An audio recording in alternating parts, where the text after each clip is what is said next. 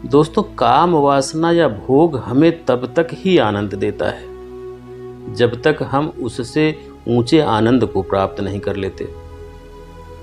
अगर हम एक बार उससे ऊंचे आनंद का स्वाद चख लेते हैं तो काम वासना का मजा विलीन हो जाता है। युवावस्था एक आदमी के जीवन का एक ऐसा समय होता है जिसमें उसकी काम वासना उसके चरम पर होती है। लेकिन अगर उस युवा को कोई ऐसा तरीका, कोई ऐसा मार्ग मिल जाए जिससे वो अपनी काम वासना को अपने ध्यान की सीढ़ी बना ले, तो उसका जीवन आनंद से भर जाता है।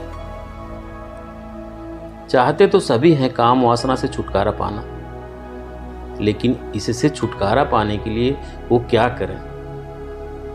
तो इस कहानी को सुनने के बाद आपको काम वासना के बारे में पूरी जानकारी मिलेगी। तो चलिए शुरू करते हैं आज की कहानी। गौतम बुद्ध के समय में वैशाली नगर में एक बहुत सुंदर वेश्या रहती थी जिसका नाम आम्रपाली था। वो बहुत ही सुंदर थी और उसे नगर वधू घोषित कर दिया गया, अर्थात पूरे शहर की पत्नी। उसके द्वार पर सदैव सोने के रथ खड़े रहते थे, यहाँ तक कि महान राजाओं को भी उससे मिलने के लिए इंतजार करना पड़ता था। वो एक वेश्या थी, लेकिन वो इतनी अमीर हो गई थी कि वो पूरा राज्य खरीद सकती थी। आम्रपाली का शरीर जितना सुंदर था, उससे कहीं ज्यादा सुंदर उसकी आत्मा थी, जो एक सच्चे प्यार के लिए तरसती थी। क्योंकि आम्रपाली खुद से वेश्या नहीं बनी थी, बल्कि उसे जबरदस्ती राजा ने वेश्या बनाया था। आम्रपाली के वेश्या बनने के पीछे एक कहानी है। आम्रपाली अपने ग्राहकों को बहुत प्रेम करने का दिखावा करती थी, क्योंकि उसके लिए उसे भुगतान किया जाता था।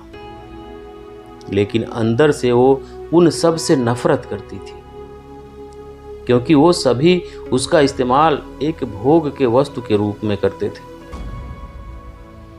एक इंसान के रूप में उसका सम्मान कोई नहीं करता था।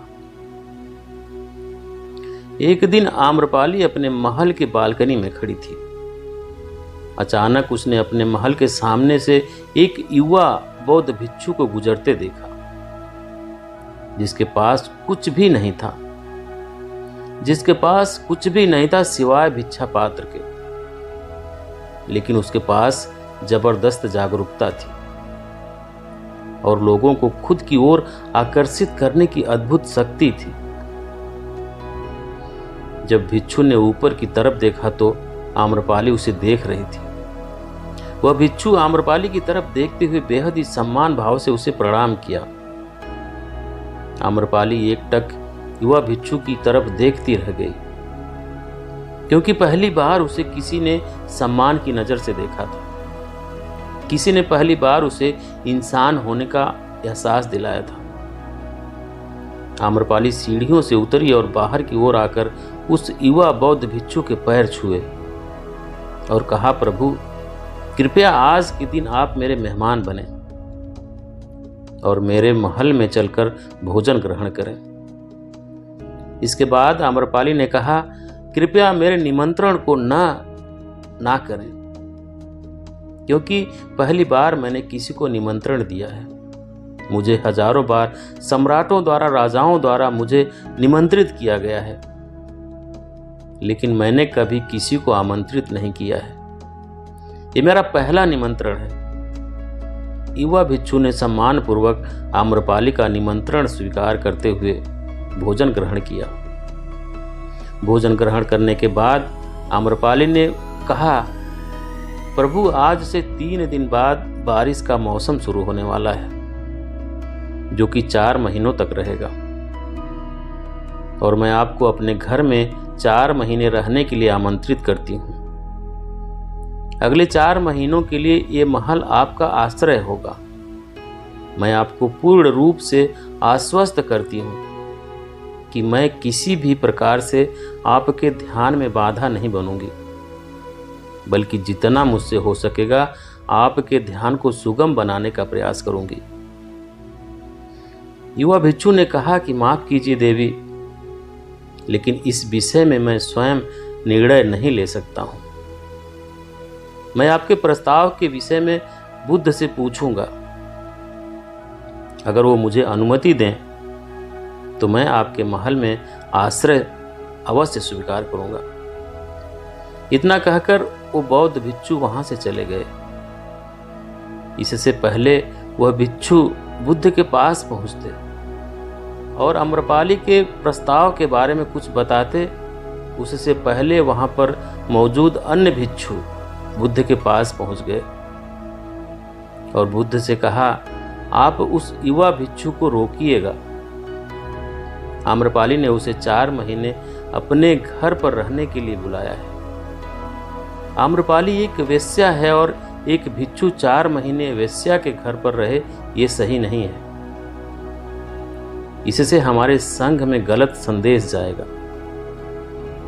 बुद्ध ने कहा कृपया आप लोग शांत हो जाएं और उस भिक्षु के आने की प्रतीक्षा करें। थोड़ी देर बाद वह युवा भिक्षु बुद्ध के पास आए। उसने आते ही बुद्ध के पैर छुए और उन्हें पूरी कहानी सुनाते हुए बोले, बुद्ध, नागर में आम्रपाली नामक महिला ने मुझे बारिश के 4 महीने अपने घर पर रहने के लिए आमंत्रित किया है। मैंने उसके निमंत्रण का अभी कोई जवाब नहीं दिया। मैंने उससे कहा कि अगर आप मुझे उसके घर पर रहने की आज्ञा देंगे तभी मैं उसके घर पर रहने के लिए जाऊंगा।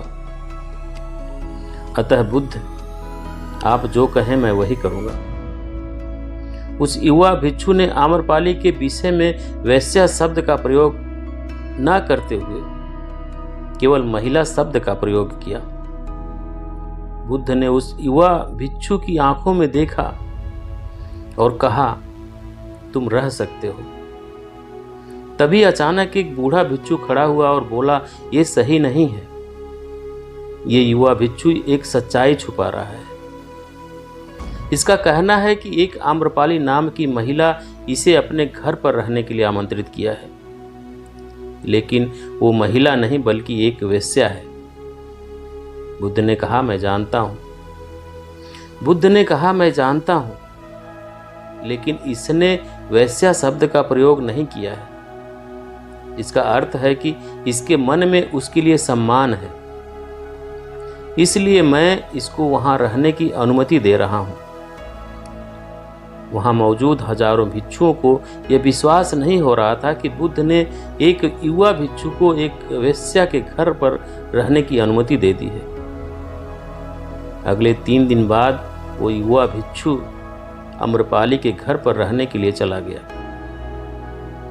उसके जाते ही वहां पर उपस्थित अन्य भिक्षुओं ने उसके विषय में तरह तरह की बातें बनाने लगे। बुद्ध ने सभी को शांत करते हुए कहा कि मुझे मेरे ऊपर विश्वास है। मैंने उसकी आंखों में देखा, उसके अंदर तनिक भी भोग की इच्छा नहीं थी। अगर उस भिक्षु का ज्ञान गहरा है तो वो आम्रपाली के मन को परिवर्तित कर देगा, और यदि भिक्षु का ज्ञान गहरा नहीं है तो वो अपने शारीरिक आकर्षण से भिक्षु के मन को परिवर्तित कर देगी। ये एक प्रश्न है ध्यान और शारीरिक आकर्षण का, जिसका उत्तर हमें 4 महीने बाद मिलेगा। बुद्ध की बात सुनकर वहां उपस्थित भिक्षुओं ने कहा कि आप उस युवा भिक्षु पर अनावश्यक विश्वास करके जोखिम उठा रहे हैं। वो भिक्षु युवा है और आम्रपाली बहुत सुंदर है। समय प्रारंभ हुआ, वर्षा ऋतु के 4 महीने